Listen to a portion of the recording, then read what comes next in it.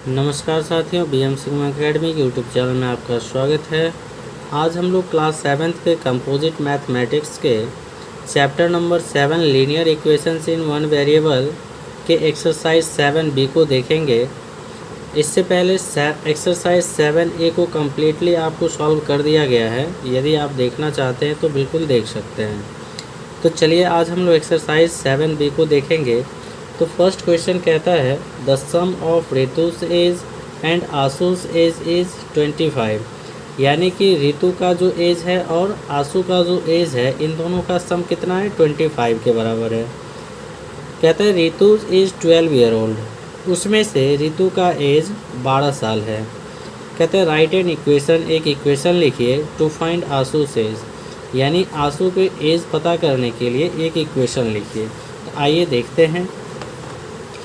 कहता है let the Asus as क्या होगा, तो x ईयर होगा, क्योंकि आसूस का एज पूछा गया था तो उसे हम x मान लेंगे। अकॉर्डिंग टू क्वेश्चन क्या होगा, तो आसूस का एज और 12 ईयर जो कि ऋतु का एज है, इन दोनों के सम किसके बराबर है, तो 25 के बराबर है।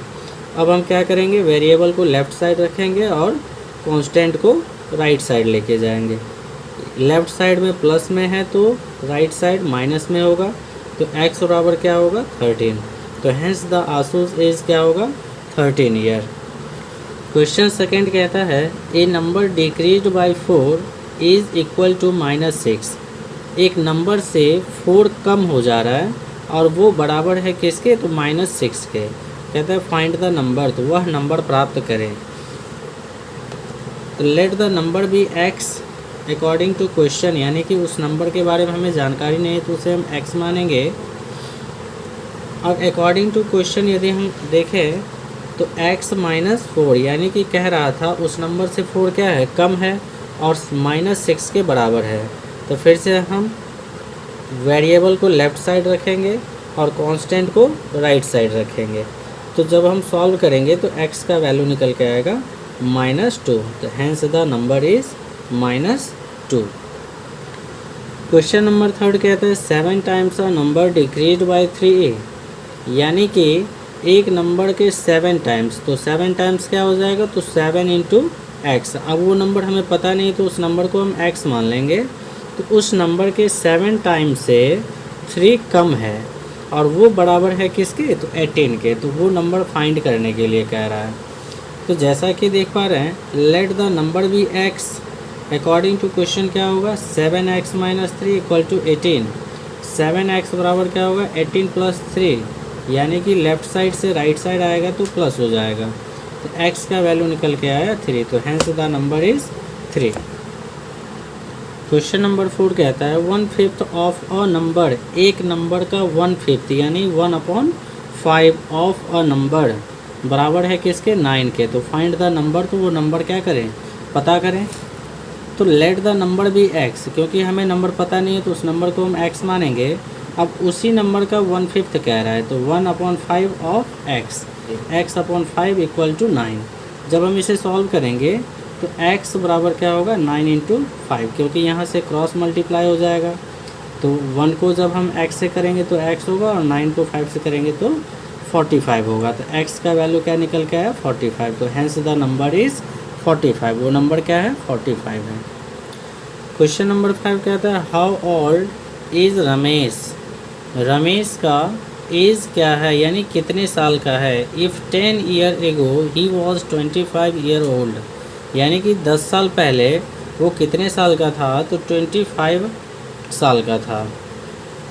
तो हम क्या करेंगे, let the present age of Ramesh, क्योंकि अभी का वो एज पूछा जा रहा है, हमें मालूम नहीं है तो हम x मान लेंगे। अब हम अकॉर्डिंग टू क्वेश्चन क्या करेंगे, x - 10, यानी कि जो प्रेजेंट एज है उससे 10 साल पहले, तो 10 साल पहले के लिए हम क्या करेंगे, तो x - 10 करेंगे और बराबर है किसके 25 के। अब यहाँ से x का वैल्यू निकल के आएगा 35। तो hence the present age of Ramesh is 35 years. Question number 6 कहता है Apurva received 3/4 of all votes, Apurva जो है वो प्राप्त किया पूरे वोट का कितना भाग, तो 3/4 यानी 3/4। In the election for school president, यानी किसका इलेक्शन हुआ, तो स्कूल में प्रेसिडेंट के को लेके इलेक्शन हुआ, जिसमें अपूर्व जो है 3/4 टोटल वोट का प्राप्त किया। कहता है इफ़ ही रिसीव 876, यदि वो 876 यानी 876 वोट प्राप्त किया। कहता है हाउ मैनी स्टूडेंट्स वोट्स, यानी कि कितना स्टूडेंट वोट किया। अब हमें टोटल वोट की जानकारी नहीं है, तो हम क्या करेंगे, लेट ऑल वोट्स बराबर क्या होगा x, यानी हम x मान लेंगे टोटल वोट को। तो टोटल वोट का 3/4 भाग अपूर्व गेन किया है यानी प्राप्त किया है, तो 3/4 ऑफ ऑल वोट्स, ऑल किसको माने हैं, तो x को। तो क्या हो जाएगा 3/4 इंटू एक्स इक्वल टू 876। अब इसे जब हम सॉल्व करेंगे तो ये हो जाएगा 3x/4। अब 4 क्या होगा, क्रॉस मल्टीप्लाई यहाँ से करेंगे तो इधर आके मल्टीप्लाई हो जाएगा, तो x बराबर क्या होगा 876 इंटू 4/3। जब हम सॉल्व करेंगे तो x का वैल्यू निकल के आएगा 1168। तो hence the all vote is 1168। Question number 7 कहता है आफ्टर गेनिंग 15 kg, यानी 15 kg गेन करने के बाद निशा वेट 60 kg, यानी निशा का वेट कितना है 60 kg है।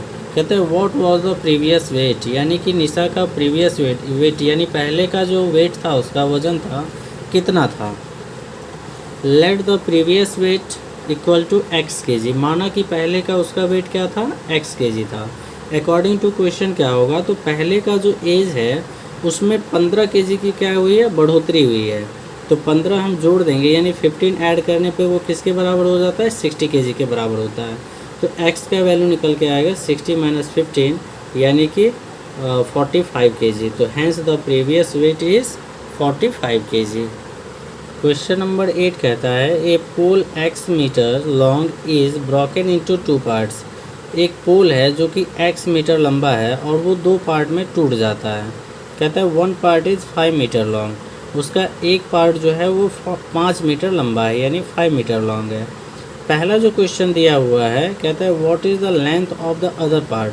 तो पहला क्वेश्चन पूछा जा रहा है कि जो अदर पार्ट जो है उसकी लंबाई कितनी होगी, और सेकंड क्वेश्चन पूछा जा रहा है if the other part is 6 metre long, यदि अदर पार्ट 6 मीटर लंबा है तो राइट एन इक्वेशन, तो एक इक्वेशन लिखिए and use it to find the value of x, यानी कि उसका यूज़ करके x का वैल्यू फाइंड करें। तो चलिए फर्स्ट नंबर का क्वेश्चन हम निकालते हैं आंसर। तो क्वेश्चन में गिवन था the length of pole equal to x metre, यानी कि पोल की जो लंबाई थी वो x मीटर दिया हुआ था, broken into 2 parts, length of 1 part 5 metre. अब देखिए यहाँ से जो फर्स्ट क्वेश्चन था आपका length of 1 part plus length of other part equal to क्या होगा x होगा, यानी कि जो 1 पार्ट और अदर पार्ट इन दोनों को जोड़ेंगे तो टोटल के बराबर हो जाएगा। तो इसमें से आपका 1 पार्ट दिया हुआ है, कितना दिया हुआ है तो 5 मीटर, और सेकंड दिया नहीं है, तो हम क्या करेंगे 5 plus length of other part equal to x कर देंगे। तो लेंथ ऑफ अदर पार्ट निकल के आएगा x minus 5 metre. Question number second क्या था, if the other part is 6 metre long, दूसरा पार्ट अब यहाँ पे क्या दिया हुआ है 6 मीटर लंबा दिया हुआ है। अब इक्वेशन बना के x का वैल्यू फाइंड करना है। तो देखिए length of 1 part plus length of other part फिर से क्या होगा x के बराबर होगा, क्योंकि टोटल लंबाई जो है वो x मीटर है। अब इसमें से 1 पार्ट तो आपका निकल गया था पहले ही, यानी 1 पार्ट कितना था तो 5 था, तो 1 पार्ट 5 हो जाएगा, और अदर पार्ट कह रहा है क्वेश्चन में ही दिया हुआ है 6 मीटर, तो 5 प्लस 6 इक्वल टू क्या हो जाएगा 11, यानी कि x का वैल्यू निकल के आएगा 11 मीटर। तो यही आपका आंसर होगा। क्वेश्चन नंबर 9 कहता है the teacher tells the class, यानी कि टीचर ने क्लास में कहा the highest marks obtained by a student in her class, यानी कि उस क्लास में जो हाईएस्ट मार्क स्टूडेंट के द्वारा गेन किया गया है, ऑब्टेन किया गया है यानी प्राप्त किया गया है, वो है 3 टाइम्स द लोएस्ट मार्क्स, यानी कि लोएस्ट मार्क्स जो है उसका 3 गुना है। और क्या कहता है तो -7, यानी कि लोएस्ट मार्क्स से 3 गुना से 7 क्या है कम है। अब ध्यान दीजिए यहाँ पे जो है लोएस्ट मार्क्स कहीं दिया हुआ नहीं है, हम क्या करेंगे लोएस्ट मार्क को x मान लेंगे। तो x का 3 गुना होगा तो 3x होगा। उसमें से कहता है कि -7 करने को। अब आगे देखिए कहता है if the highest marks are 86। अब हाईएस्ट मार्क कितना है तो 86 है। कहता है जो लोएस्ट मार्क्स फाइंड करें। तो जैसा कि क्वेश्चन में दिया था लोएस्ट मार्क दे नहीं रखा था तो हम लेट कर लेंगे तो x होगा। अब अकॉर्डिंग टू क्वेश्चन क्या कह रहा था, जो लोएस्ट मार्क का 3 गुना, तो x आपका लोएस्ट मार्क है इसका 3 गुना तो 3x हो जाएगा। अब इससे माइनस करना था कितना 7 और वो बराबर था 86 के। अब यहाँ पर 3x बराबर होगा 86 + 7। जब हम सॉल्व करेंगे तो x का वैल्यू निकल के आएगा 31। तो हैंस द लोएस्ट मार्क कितना होगा x बराबर 31। क्वेश्चन नंबर 10 कहता है Benny thinks of a number subtract 18। Benny जो है एक नंबर क्या करता है थिंक करता है सब्ट्रैक्ट 18 फ्रॉम इट, और उसमें से 18 को माइनस कर देता है। And divides the difference bye 3, यानी कि उन दोनों के डिफरेंस को 3 से क्या करता है डिवाइड कर देता है। कहता है द रिज़ल्ट इज़ -4। तो रिज़ल्ट क्या होता है -4 आता है। तो व्हाट इज़ द नंबर, तो नंबर क्या होगा। तो जैसा कि नंबर पूछा जा रहा था तो let the number be x। Number को क्या करेंगे x मान लेंगे क्योंकि हमें मालूम नहीं है। अकॉर्डिंग टू क्वेश्चन क्या कह रहा था, जो कोई भी नंबर उसने थिंक किया तो माना कि वो x नंबर थिंक किया। अब उसमें से 18 सब्ट्रैक्ट कर दिया। सब्ट्रैक्ट करने के बाद इन दोनों के डिफरेंस को 3 से डिवाइड कर दिया तो रिज़ल्ट कितना आ गया -4 आ गया। जब हम इसे सॉल्व करेंगे तो आइए देखते हैं, इसे हम क्रॉस मल्टीप्लाई कर लेंगे। तो जब 1 से इसे मल्टीप्लाई करेंगे तो क्या आएगा x - 18 ही रहेगा। अब ये क्या होगा 3 × -4।